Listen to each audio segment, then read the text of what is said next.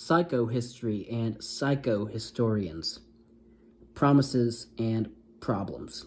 Psychohistorians were not the first to discover that the inner world of human beings helped shape events. Historians, beginning with the ancient writers of antiquity, had all along been aware of the psyche's importance whenever they spoke of a human nature with perennial motives, sketched biographical or character portraits, or analyzed human behavior under tyrants. Nevertheless, psychohistory is a thoroughly modern endeavor which owes its present status to the quest for a science of human behavior, to the strong individualism in contemporary Western culture, and to the inclination to view order as originating, at least to a high degree, in the mind of the observer rather than being a feature of the observed world. In such a view, psychological forces assume overwhelming importance because they, in a sense, create the outside reality and its order. The concept of a collective psyche.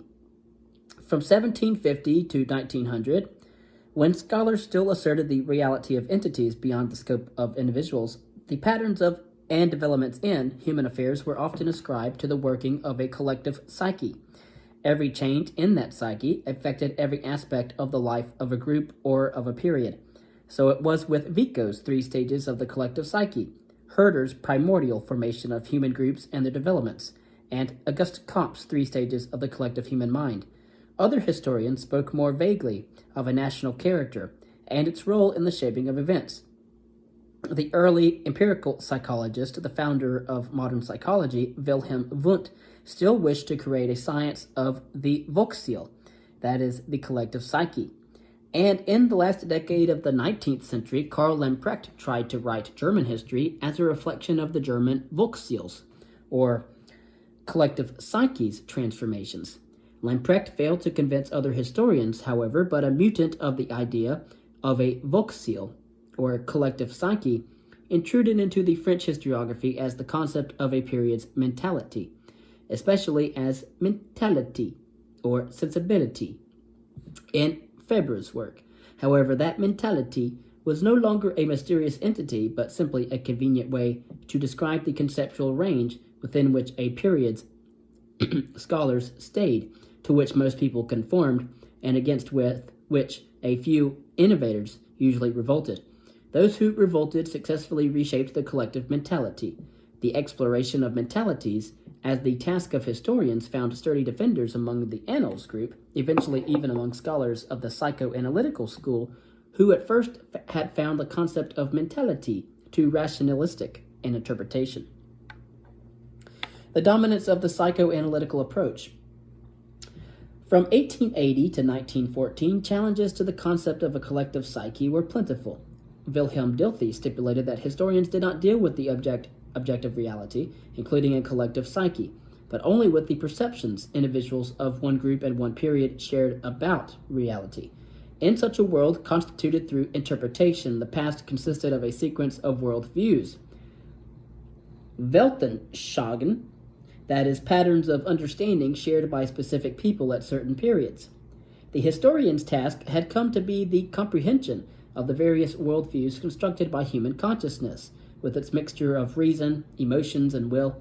In practice, Dilthey's history was intellectual history, perceived as the internal drama of creative individuals. On their part, positivists of all kinds as well rejected the collective psyche because it was unobservable. They liked John B. Watson's behaviorism better for basing explanation ahistorically on the exclusive observation of present and overt behavior. By far the most influential revision of the psychological approach to history was suggested by Sigmund Freud, who in the 1880s set out to explore the causes of certain types of behavior and ended up with large-scale explanations of the human experience. Roughly speaking, there were two phases to Freud's work. In the major part of his work, Freud dealt mostly with individual psychology, particularly the processes in which the personality is formed. The older Freud, however, became more and more interested in society, social institutions, and civilization.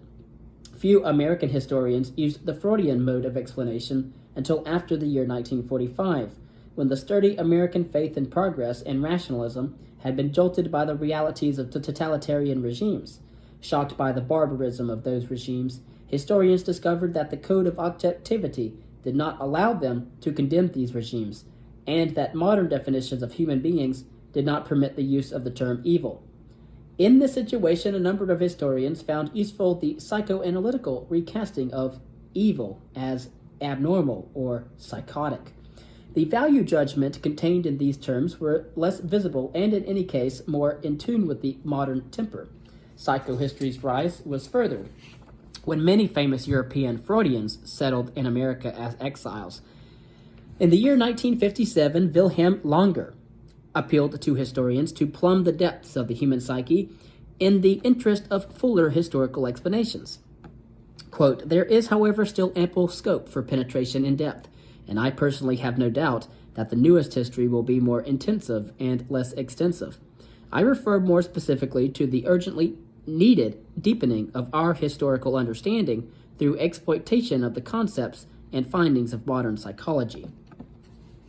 And again, that was 1957, Carl Langer, and that was his publication called The Next Assignment in the American Historical Review. American psychohistorians, by far the largest such group, have relied heavily on Freudian individual psychology. Central to this view was the individual as the main agent, who, however, no longer was the celebrated rational being, but the scared battlefield of contesting internal forces. The fundamental force in the universe was the libido, a rushing, unorganized, and irresistible energy that was manifested in every individual as the sexual drive. This aspect of the human personality, called the id, or it, knew in and of it by itself no limits or constraints, only the drive toward gratification, which to Freud meant freedom. Limitations of the biological id were imposed from the outside by cultural, that is, non-biological forces, in order to assure the existence of groups. These agencies, particularly the family, shaped the socialized aspect of human beings, or that of the superego. Each human being experienced a fundamental conflict between the drive for unlimited sexual gratification and the collective restraints. Its outcome was foreordained because the unrestrained id had to be tamed in the interest of the group and of civilization. That unavoidable struggle produced the unique self, or the ego, with its two layers, the visible one seemingly adjusted to collective expectations, and the hidden one, that of the subconscious, filled with repressed impulses or sublimated ones, impulses turned towards acceptable aims. Constant conflict was inevitable, and so was damage to the individual psyche, which manifested itself in irrational and abnormal behavior. The conflict which occurred during early childhood in the family was the crucial one, with its enforcement of restraint and its Oedipal conflict, that is, the son's love of his mother, his jealousy of his father, the daughter's love of his father, and jealousy of her mother. Of course, that was to be completely tossed by the wayside eventually. American psychohistorians have so far held fast to this view of the formation of personality and have used it to explain all collective phenomena. That has given all collective phenomena the purely negative connotation of being inhibitors of drive gratification and the root of infantile emotional disturbances which grow into an adult's problems. The view precluded relationships between individuals and their world other than those of conflict or reluctant accommodation. That all left psychohistorians little choice but to write psychobiographies and to accept a new version of the great men theory. The great individuals were to be shown as they really were. In 1910, Freud wrote on Leonardo da Vinci, and later William C. Bullitt, with some corroboration from Sigmund Freud, conducted a posthumous analysis of Woodrow Wilson, thereby creating the prototypes for psychoanalytical theory, or psychoanalytical history. Then the authors assumed that Woodrow Wilson's flawed psyche shaped all of his actions, including those guiding American politics between 1912 and 1920. Such an approach maintained a radical reductionism, viewing even the fate of nations and of civilization in terms of the psychoanalytic patterns of personality development. In its simplest form, the approach contended that leaders of groups made their collectives prosper if they themselves had a smooth personality formation or caused the group to suffer by the unreconciled maladjustments. Freud had set an example for this approach in his Moses and Monotheism, where he had traced the relationship between the biblical character of Moses and the fate of the Jews. Psychobiographies of Hitler have tried to account for the horrors of German totalitarianism. Once more, childhood experiences have figured as the direct causes of later successes and ultimate failure. Freud's individual psychology has dominated psychohistory, although his latter theories on the collective life have all along offered insights more directly relevant to history. Already in the year 1907, Freud had dealt with the basic conflict between the pleasure-carrying instinct and renunciation-demanding civilization. Was the price of Western civilization's solution too high? The constant production of neurosis by civilization's repressive demands and acts made Freud skeptical of history as a source of hope. Still that, quote, is what they are all demanding, the wildest revolutionaries no less passionately than the most virtuous believers, end quote. It struck Freud that looking at human cultural development, quote, one is bound to come to the conclusion that the whole effort is not worth the trouble, and that the outcome of it can be only a state of affairs which the individual will be unable to tolerate, end quote. And that comes from Freud's work, Civilizations and Its Discontents. Freud's pessimism increased when he eventually admitted the presence of a powerful force of non-sexual origin called the death instinct, or thanatos, manifested by aggression. The death instinct was the greater destroyer of civilizations, as the counterforce to eros, which permeated society as the binding force. And again, eros is the Greek word for the ancient Greek god of love and sex. Eros also means the life-preserving instincts.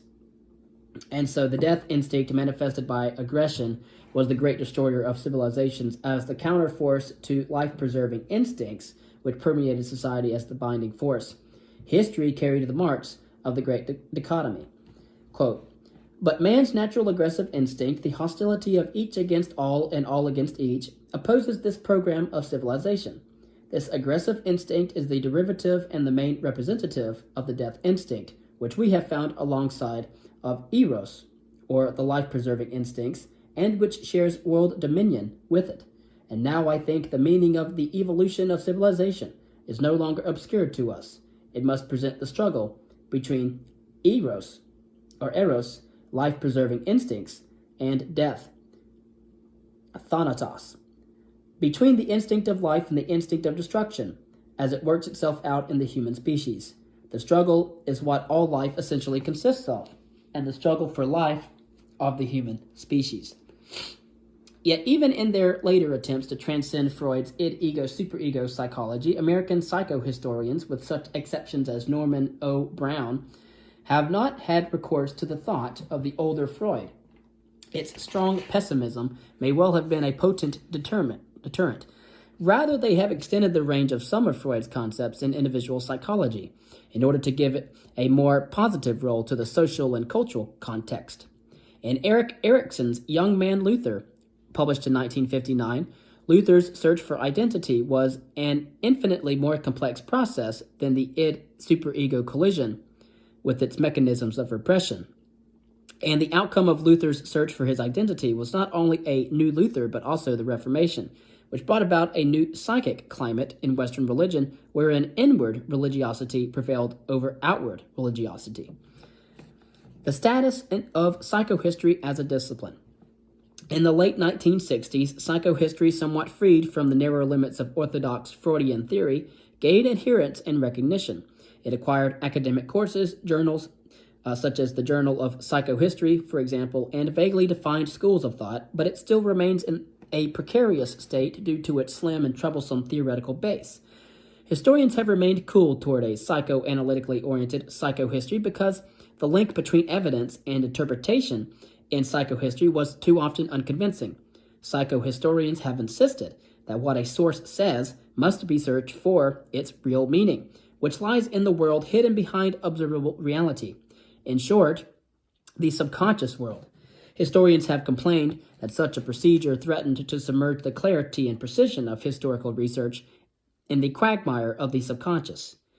There has also been a reluctance to yield to the exclusive assertion of one explanatory model, particularly one that involves the obliteration of the rational human being by a psychosexual determinism. Many psychohistorians wished for psychohistory to become a scientific endeavor and labored to strip Freudianism of its psychological, even metaphysical, basis. The id became an aspect of individual personality only and no longer was a manifestation of sexuality in Freud's quasi-cosmic terms. They also toned down Freud's pessimism in accordance with contemporary hopes for a better world. As a result, such concepts as complex, repression, or compensation no longer constituted parts of an all-encompassing worldview, a Freudian cosmology, but became technical terms of limited scope. Thus, when American historians used such psychohistorical terms as a paranoid style of politics, or status revolutions, or social psychological tensions, but failed to give these terms a systematic framework, they did not contribute much of substance. On this part, a man by the name of Peter Gay has tried to narrow the gap separating psychohistory from mainstream history by blunting the excessive psychoanalytical interpretations and making them more fruitful for dealing with collective phenomena. But clearly, psychology has not yet fulfilled Sir Louis Namir's hope that it would become to history what mathematics has been to the sciences.